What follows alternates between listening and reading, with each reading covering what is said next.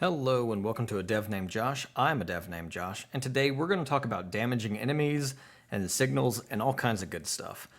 Before we begin though, I just wanted to draw everybody's attention to the fact that Alpha 13 is now out. Now, if you've been following along with this series, you're aware that we are using Alpha 12. If you'd like to, you can go ahead and download Alpha 13. I went ahead and looked through it. Nothing really big change that's going to affect this tutorial series or the way that we are kind of making our game here in Alpha 12. So if you want to go to Alpha 13, you should be okay to do so.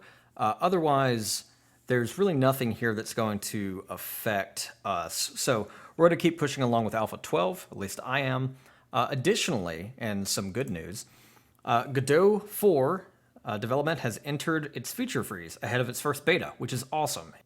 It means that they are going to stop adding new features to the engine ahead of the beta, which is always a good thing. It means we will slowly over time build stability during the beta, but this is great. It means that there won't be a whole lot of feature changes in the future. Now, both of these articles were written July 28th, and it is important to know that as of the recording of this video on August 1st, we have 2 days before that freeze actually begins. So just be aware of that. But really cool stuff coming out of Godot. I'm happy to see we're about to enter beta. That is awesome. Now on to the tutorial. We have our enemy, our projectile, and our character, and where we left off is we have the ability to move our character around. The enemy chases the player, and we can fire projectiles. Now we can't hit the enemy or kill the enemy yet, even though we have added a health variable up here. So what we are going to do today is we are going to fix a couple of things, as well as set up the damage. So first and foremost, we're going to set it up to where we can actually apply damage to the enemy. Additionally, when we play the game, these projectiles that we are shooting, because they're not colliding, or even if they were colliding, we're going to have a problem with the fact that we are never despawning them.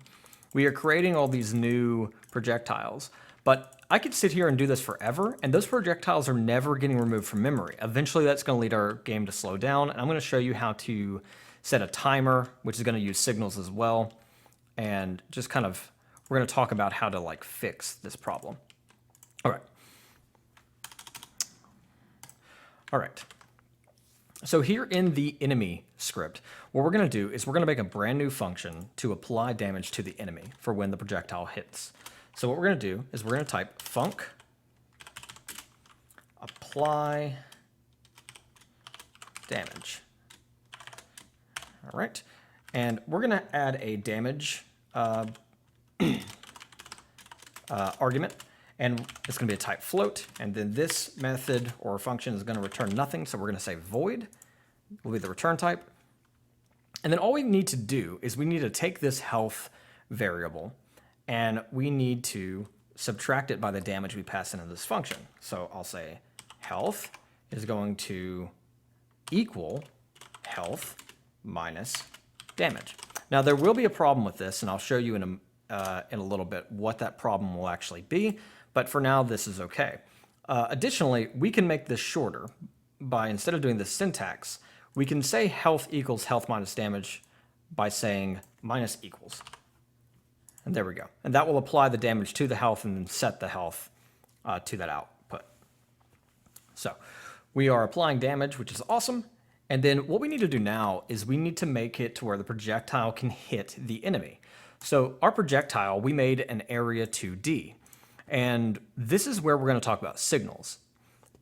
If we come over here after clicking on the projectile and click on node, here we have groups and we have signals. Now we used groups when we were defining our player and our enemy, but now we want to use signals. What is a signal? A signal you can think of as kind of a function that gets called and can be picked up on or connected to by other nodes or the same node, okay? A signal you can think of kind of like a tweet on Twitter. You send out a tweet and people that are subscribed to you or connected to you can pick up on the fact that you have just published a tweet. It's the same thing. We can send out a signal, and anything connected to the signal will get the information we pass. So there are some built-in signals over here. We're going to talk about how to define our own signals in a later video, maybe the next one. But for this one, we're going to use a built-in signal. And for Area 2D, we have this body entered signal. Now, if I hover, it gives us some information, but essentially what you need to know is, right here, emitted when a physics body 2D or tile map enters this area 2D. All of that means that when something with a physics body enters the area 2D, or with a collision enters the area 2D, this signal gets called. And when that signal gets called, we want to do something, because we have added a character body 2D, which means that if the player character enters the projectile's area, then we can pick up on that. But additionally, we have it set up the same way for enemy, where the enemy is a character body 2D, meaning that we can actually pick up on whether or not the projectile has entered the enemy's space simply by using this body entered signal. So how do we connect to signals? Well, what I'm going to do is I'm going to make the ready function. There we go. And what I'm going to do is I'm simply going to say body entered, same as over there. And you'll notice that when we start typing it in, we get this little signal icon over on the left that shows us that these are signals that we can connect to. So I'll say body entered. And then the way we connect to signals is pretty simple. We type .connect, and then we need to pass it a callable or a function. Now this can also be a lambda, and we can talk about that in a moment. We're probably going to use that when we get into how long we want these projectiles to live. But as far as like body entered is concerned, what we need to do is connect it to a function that we're going to make. And I'll explain this a little bit as we type it. But we want to make a new function, and we can just call that on body entered. Now in Godot, and I'll make it void. Now in Godot, if we were to connect this, there's another way to do this to where you don't have to type all this out in code. I prefer to do it this way, but you can also click on the signal that you want to use and come down here to the bottom right and hit connect. And then you'll be able to choose a node with a script on it to actually connect it to. And if we did that, you'll notice that it's going to create a method name, and it's going to begin with an underscore. Now, this is how Godot's naming convention works when you kind of do it through the editor. Again, I try to make it very clear what is a built-in Godot method or function versus what I am actually writing myself. And the thing is, if we connect this to ourselves, right, it's going to create this. And we see that we get the body node 2D here. I'll get into that in a moment because we are going to add that argument or parameter up here into our function as well. But what this does is it just stubs out an empty function, much like we have right here. And I don't like that for a couple of reasons. First of all, this is connecting, if we were to comment this out, this is connecting the, whoops, trying to avoid errors here. This is connecting the body entered signal. Like if we come back over to the node signals, there we go. You can see that we now have this green like entry symbol here for on projectile body entered. And that's saying that the body entered signal is connected to the underscore on projectile body entered. Now, I don't like this. The reason I don't like this is because the engine is now managing that connection. And honestly, this is really helpful. I can see why this is helpful to beginners, and maybe it speeds up development or whatever. I like to have manual control over this. I don't want the engine handling this in code or in the background, kind of making it a black box that I can't mess with unless I come back to the signals tab. I want everything to be here in code with me. So what I'm going to do is I'm simply going to disconnect it by clicking and hitting disconnect. And then I'm going to delete this created function. Okay, and we're going to do it ourselves. Now you'll notice that when we created it, it created it with a body parameter, and it said it was of type node 2D. And we get that information from here, body entered. And then it passes a body of type node 2D. And what that is that body parameter is going to be when a physics body overlaps, that physics body is going to be sent as the argument to the function that we're connecting to, okay? Now, again, I said that we were going to do it all in code, and we absolutely are. So we have body entered, which is the name of the signal. We are going to connect that signal to our method. And so we can just copy and paste right here.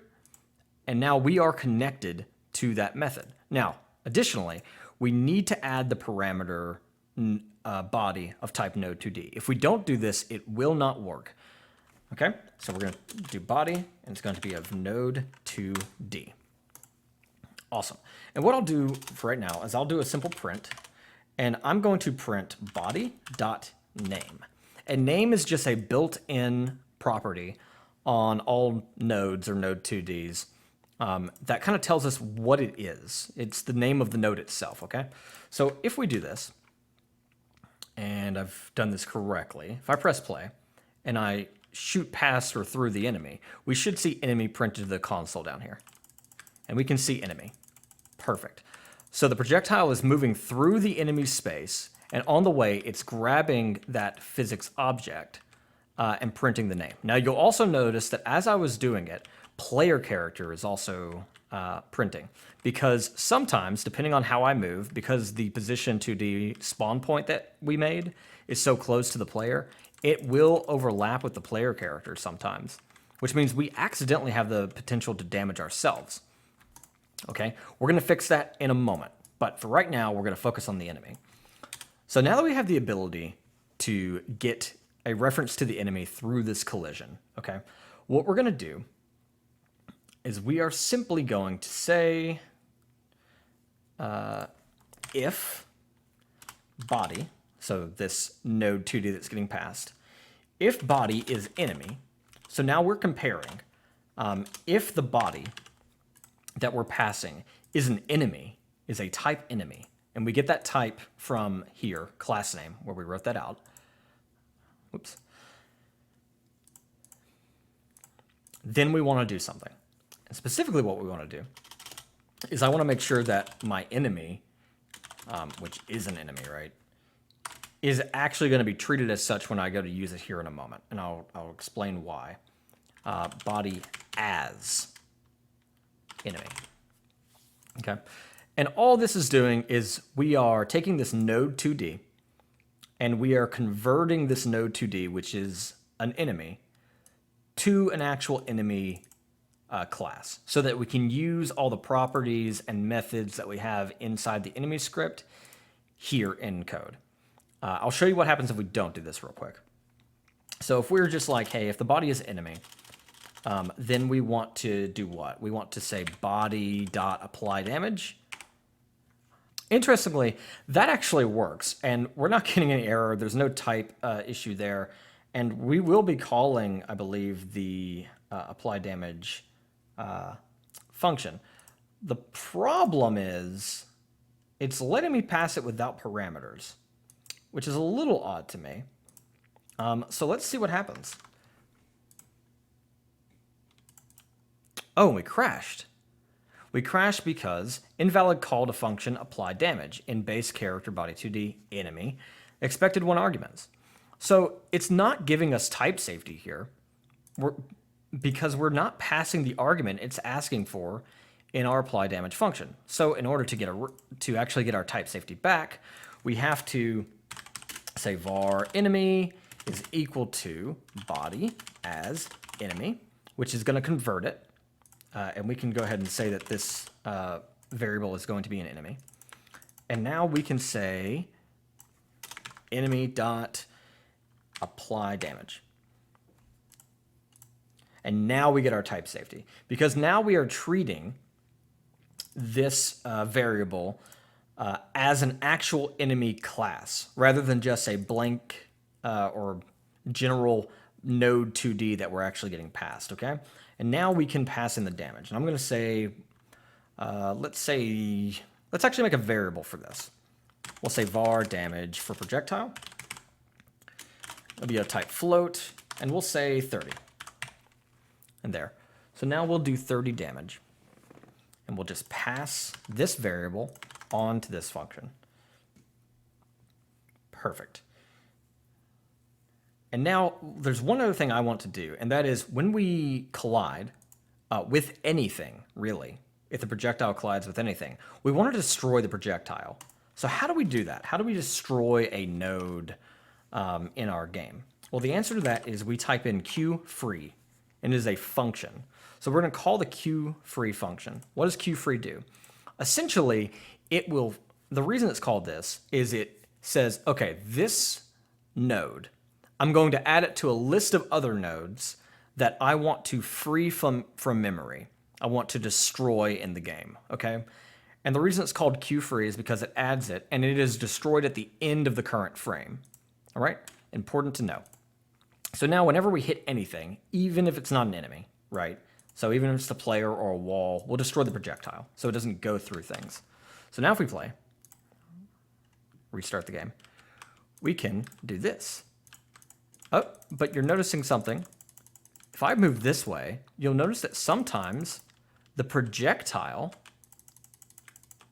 gets stuck on the player and it doesn't continue, like right there. It stops because it's colliding with the player. Well, now we got a problem because now we're destroying it and it's hitting the player and it's all that. So what we need to do is we need to make another condition for the player here, which is simple enough. We'll say if body is player, then we'll return, right? And when you say return and you don't put anything afterwards, what it's going to do is it's just going to stop and return nothing, not null, but nothing itself. It's just returning out of it, so it's still void. But now we have a problem because, well, this is supposed to be player character. But actually, we'll have another problem if we play the game right now, and that is we will get a cyclic reference, okay? If I try to play, it immediately crashes and we get a cyclic reference because we can't load global class player character. Now, I do not completely understand why, admittedly. So I have the player class here, and the only thing I can think of with this cyclic reference is that because we create projectiles here in the player character class, we're not allowed to reference the player character here because we're adding them here. Okay, this is the only reason I could think I would get a cyclic reference. However, there's a way to get around this, and this actually will make our code a little bit better anyways, and will allow us to let enemies shoot projectiles in the future as well. What we can do is here, we'll add another variable, and we are going to say spawned from, okay? And spawn from, we're just gonna make it generic. It's going to be of type node, and we're not gonna instantiate or set a value here. Now what we can do is we can take spawned from, and we can go over to our player character. And here, before we add it to the tree, let's go ahead and say inst, because this is our projectile, dot spawn from is going to be equal to, and we're going to say self. And self is just a reference to this class, so player character, okay? We can do the same thing now if we want our enemies to shoot later.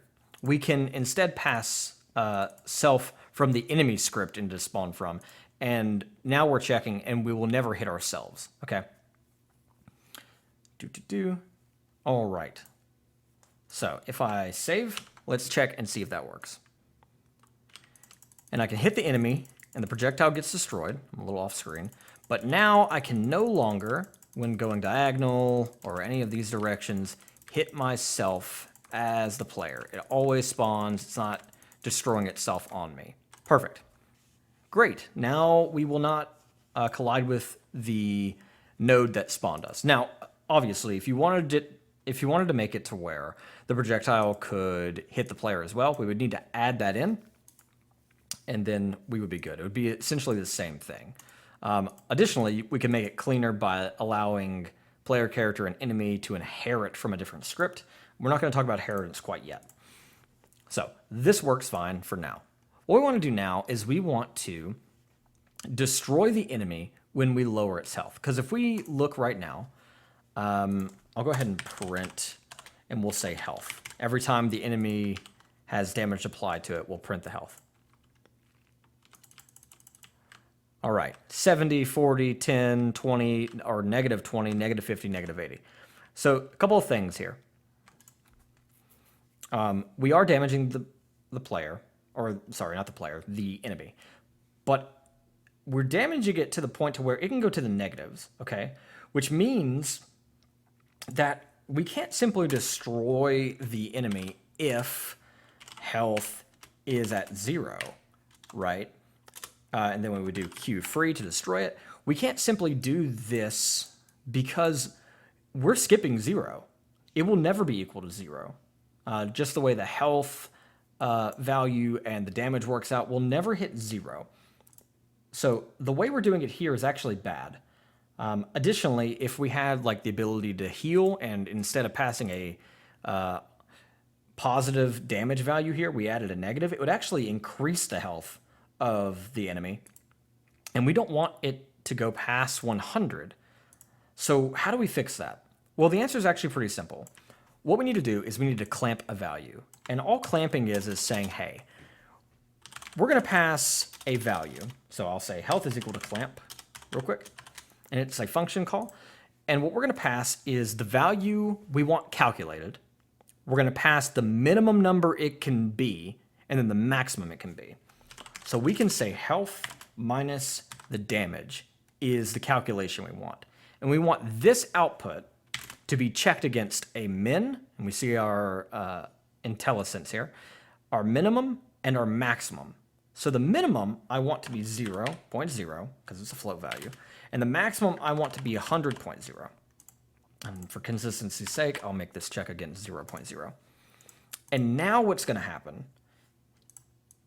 I'll go ahead and move this print statement up so we can see it as well, because it's going to get destroyed before it ever runs the print, or it may run the print because it doesn't get destroyed to the last frame, but I want to make sure I see it. But now what we can do is when we shoot, there, 70, 40, 10, 0.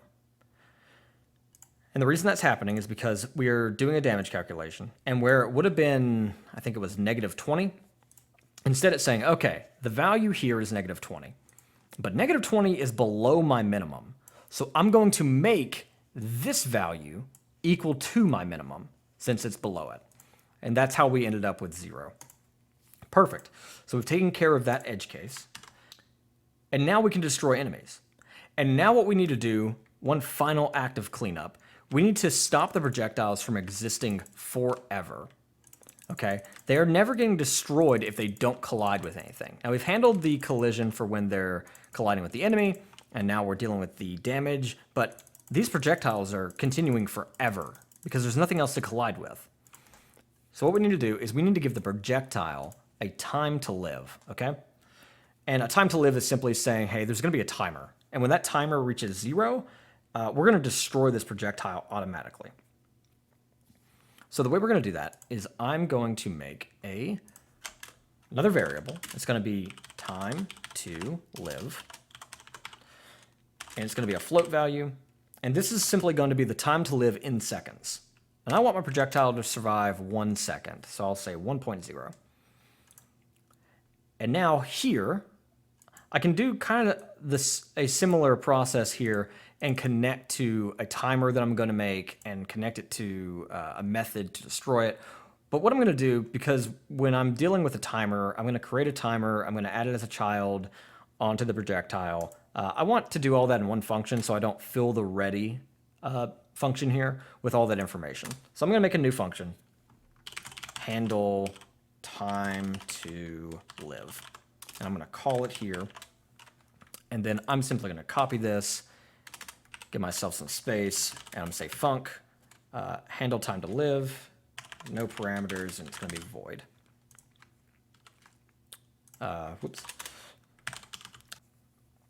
Handle time to live is going to handle creating a timer and then setting all these values and then starting it and connecting the timeout signal that we can find on a timer to a method here in the projectile script. So all of that looks like the following. I'm going to create a timer by saying var time to live, so TTL timer, and it's going to be of type timer. and I'm going to set it to timer, timer.new. And that's going to call the constructor on a timer, and it's going to instantiate a new timer node for us, okay?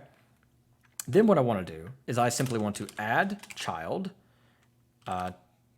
TTL timer, okay? And that's going to add it as a child onto the projectile, which is fine. Next, I want to set some values here.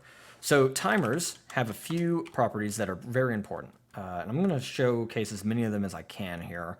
So we're going to say wait time. So TTL timer.wait time. And what this is how long the timer will go or start counting down from, let's say. And I'm just going to pass that this time to live variable up here. So it will count down from 1 second. Additionally, for the timer, I want to set its one-shot value to true. So it's not going to try and repeat. It's going to reach 0, and then it's going to stop. Okay? Count down from 1 second. When it reaches 0, it will stop. It is one shot. All right. Finally, I want to connect, or not finally, but close to finally, I want to connect the TTL timer's timeout signal, and we know it's a signal because of this signal symbol here. I want to connect the timeout signal to a method. And I'm going to say connect. And now I'm going to show you a different way to do a callable. Up here, we called a method that we created down here. And the reason we did that is because this method has a lot of information, some conditionals. It's a little bit bigger than what we're going to need for the timer. Okay, so we can make what's called a lambda, or an anonymous function. And what that is we simply say func, and then the parentheses as though we'd given it a name, but we haven't. And then the colon to open the body of the function. And we're going to say Q free. Okay. Now, we could also just pass Q free here, but I want to show you an anonymous function. It's important to understand that you can put an anonymous function inside of the connect. So this is the way I'm doing it. But what this will do is this is saying, hey, this is a function, and I don't need to name it or anything because I'm not going to be able to call it from anywhere except for inside of this connect. I'm passing it as an argument, so I can't use it elsewhere, right? But I'm going to say, hey, I'm going to call a function, and that function is just going to call QFree. That's all this is doing. And now we can say TTL timer.start, and that will start the timer. Now, because this is being called, this handle time to live method or function is being called inside of ready. That means when we spawn the projectile, it will immediately start counting down from 1 second and get destroyed. Now, if we did that right now, we wouldn't be able to tell because 1 second is pretty long. I'm going to say 0.2 or 0.2 seconds. We'll start counting down from that. And what you're going to see is my projectile does not live very long. If I try to shoot this way, you'll notice it gets destroyed long before it reaches the edge of the screen. Okay, so I'm going to do 1 second, but I just wanted to show you that it is in fact working. And now we can play the game, we can destroy our enemy, and our projectiles are going, but they're not living forever. I'll go a little off screen here and back up until I see them fading. There we go. And we can see that they don't live forever. I'm pretty far away from where the projectiles are dying, but they are getting destroyed right here. Perfect. So now they're not living forever. We're freeing the projectiles. We're destroying enemies. That is all working wonderfully. And in this video, you learned about timers. You learned about signals and connecting to signals. And of course, you can find signals by creating a node and checking out all the signals I have. Additionally, if you know something is a class with a signal, you can control click, and it will take you to the documentation. And then you can come down, and there's a signals portion of the documentation that will show you the signal and when it's emitted or what it emits, etc. So here we see that timeout is emitted when the timer reaches 0, which is what we're latching into there. And then for our body entered, which is on our area 2D, right? We can come down to signals, and we can find body entered right here. And we see that it's emitted basically everything we saw over here, but it's emitted when a physics body 2D or tile map enters the area 2D and what it passes. Awesome. So you found out how to connect those. In the next video, what we're going to do is we're going to talk a little bit more about signals, but we're going to talk about it from the frame of mind of autoloads or singletons in Godot. All right. This has been a dev named Josh, and I'll see you next time.